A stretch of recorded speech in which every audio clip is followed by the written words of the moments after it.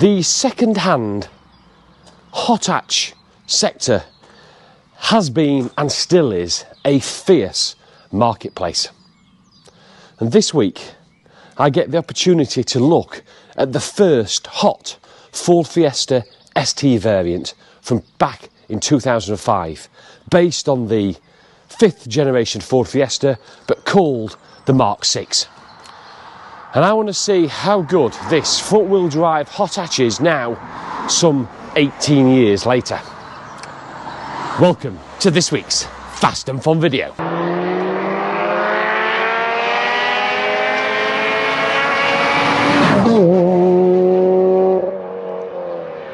It's 5th generation Ford Fiesta ST, 2 litre, normally aspirated, producing 150 brake horsepower, down on what many of its rivals were at the time. Cooper S, Clear 182, all having more power, but there was a reason that Ford went with that, because they wanted to attract younger drivers, and because it was only derated really to 150 bhp, it got insurance premiums that were much lower than its competition and competitors. And what that did, it attracted younger, new buyers, specifically into the Ford brand.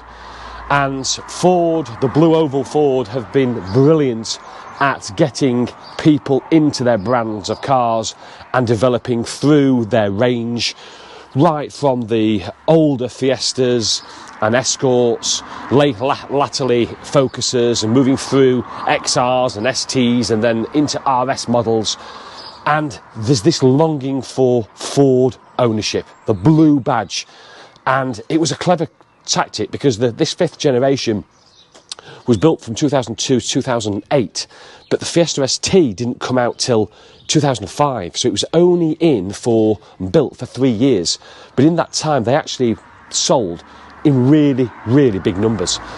And I think that was because that attraction to having lower insurance premiums, get younger drivers into these hot hatches.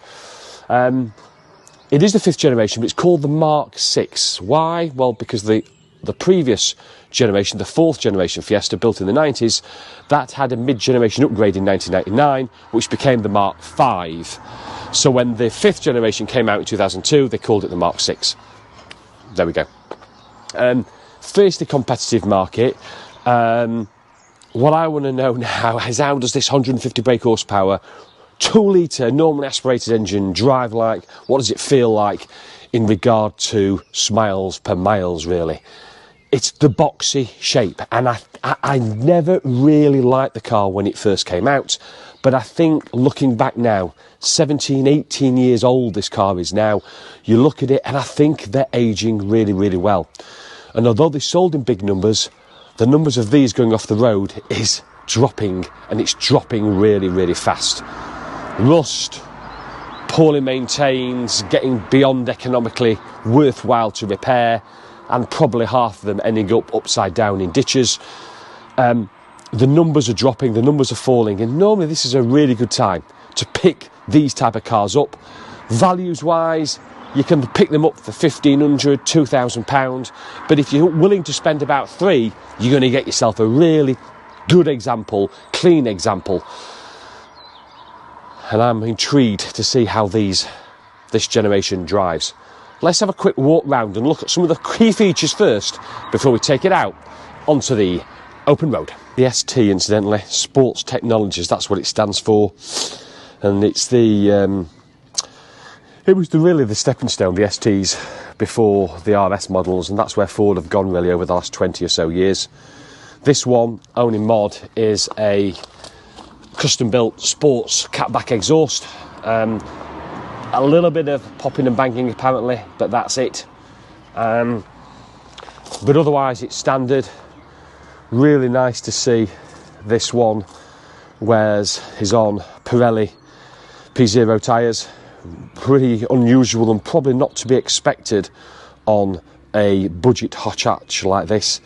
And it does wear very nice multi-spoke silver alloys.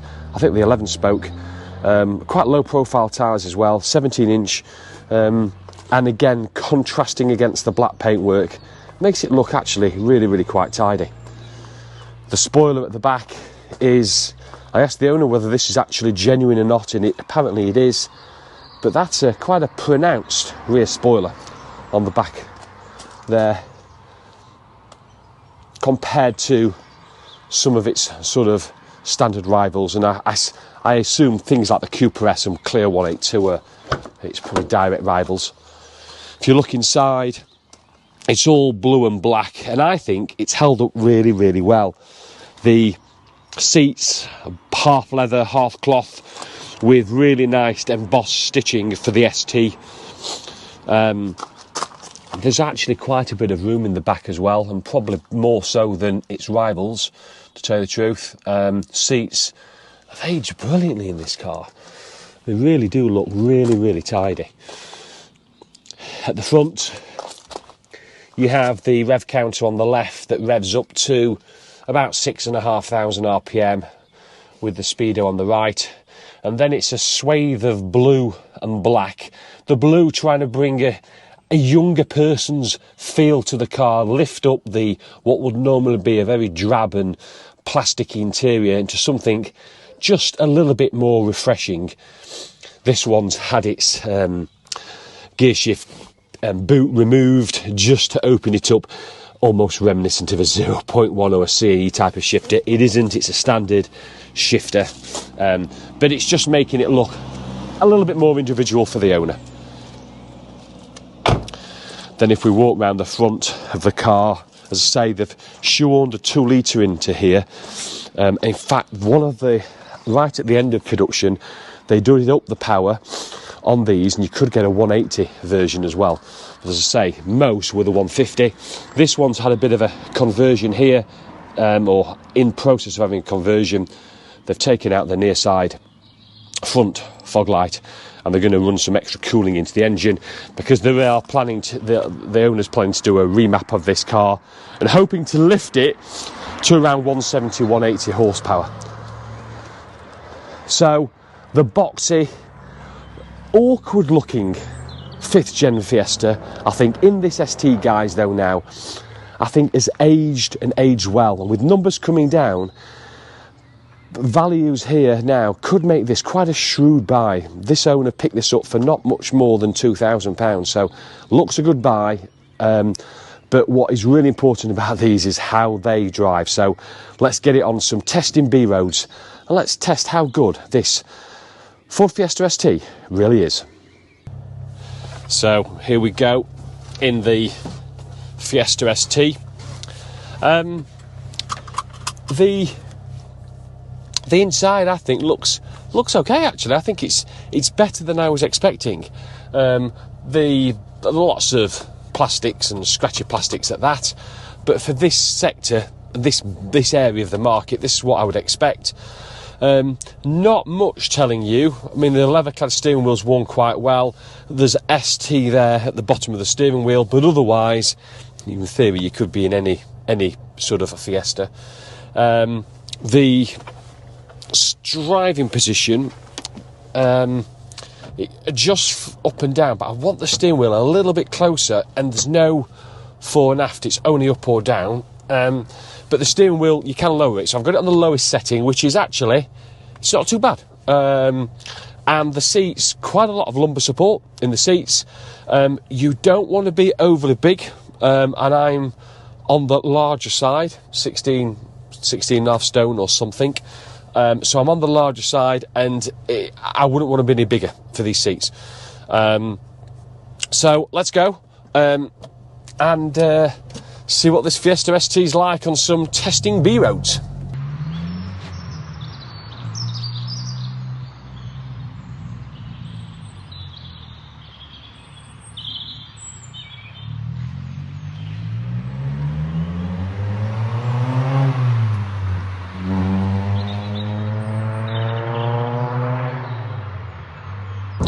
Making my way down this quite fast B road, and very noisy inside. Lots of rattles, squeaks, knocks in the car, and again, probably reminiscent of my Clear 182. That's very much similarly just these are lightweight cars. This comes in at just over 1100 kg, so relatively light, and it should be relatively nimble as well. But there is quite a lot of noise, specifically from the car, the squeaking, the rattling. Wind noise is not too bad. The other thing here, we're going along now at what, 60 miles an hour, and that's 3,000 revs at 60. So I can imagine if you're going along at 70 on a dual carriageway or motorway, it's going to be quite drony. No 6th gear. Yeah, and there's quite a lot of wind noise actually at this speed as well.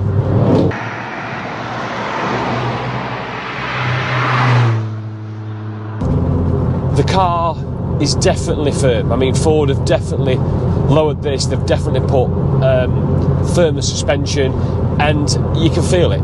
This is not an absolute cruiser. This is what it says on the tin. This is a hot hatch in its purest sense. You know you're into something sporty. It's probably borderline a little bit too firm, perhaps, and the 17-inch multi-spoke alloys are probably not helping that. One of those cars that hasn't got a footrest for your left foot, so when you come off the clutch, there's nowhere to put it. You've just got to put it under the clutch pedal. There's just no void or space for it or hold for it to the left of the clutch. And I mean, some people probably doesn't affect, but it's a real annoying feature for me. 30 miles an hour, I'll drop it into 2nd gear, so we've hit the national speed limit. 30, pulling 3,000 revs. 5, 6, into 3rd. Few little pops there from the exhaust. Yeah, that's quite swift. That's quite swift. That's for 150 horsepower. Definitely feels that. Definitely feels it. Yeah, it's making every use of those horses there. That picked up really nicely.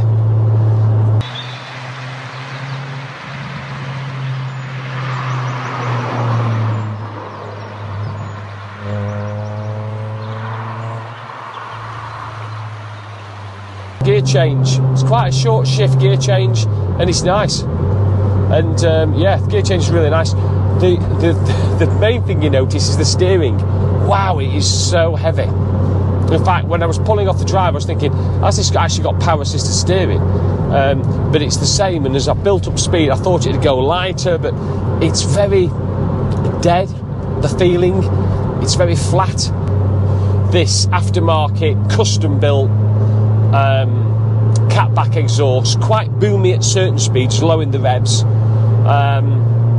but I can understand why younger people would actually like that. Couple of little switchbacks here into 3rd gear. See what it feels like in turning. Yeah, these Pirellis gripping well. Just a little bit skittish around that corner, but pulling up well.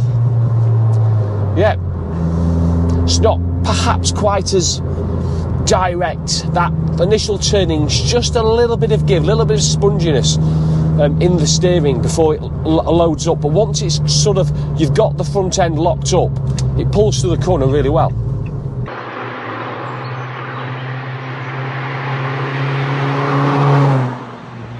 So this bit of road here, it's a really good tested little B road. Lots of different 2nd and 3rd gear corners. We'll see what it's like. Just on the brakes for this 3rd gear corner here. Soaked up those bad potholes nicely. A lot of the throttle response is really good, and it will be normally aspirated down this little short straight. Just cover the brakes there. Just a little bit of roll, a little bit of sponginess in that little first turn in. But the car is mightily quick for 150 horsepower. Fighting as we go round here. This little into 2nd gear for this one.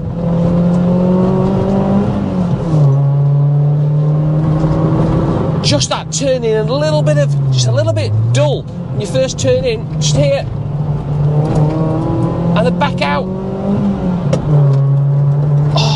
It hangs on, it's just that first initial bite, it's just a little bit spongy. But by God, that's enjoyable. This is the essence of a hot hatch here. This is for £2,000 to £3,000. What great car, what great fun.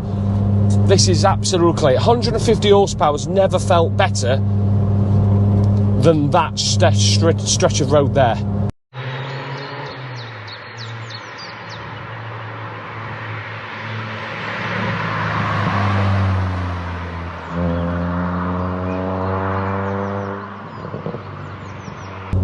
It's certainly got the essence of a hot hatch. Rev hungry, enough power, firm ride. It's got quite noisy. You do feel part of the action, and it's really entertaining. And the squeaks and rattles that you get, well, that's what you get. That's what hot hatch driving's all about. And this is tough little B roads, bouncy, off camber, and it grips tenaciously. I just love cars like this Fiesta ST though. The hot hatch, the small hot hatch. Because what a great way into finding your love of cars, being a petrol head. And things like this, I do worry with electrification and where we're going, that are young people going to have the same thrill and excitement as this generation are having driving these great Fiesta STs. Oh, it felt really nice through there, the car, and it'll rev right up 6,500. I suppose at times you just want that extra kick, but this is quick enough. No words about it. On a good B road, this is quick enough. The brakes feel strong as well, and progressive, and give you quite a lot of confidence.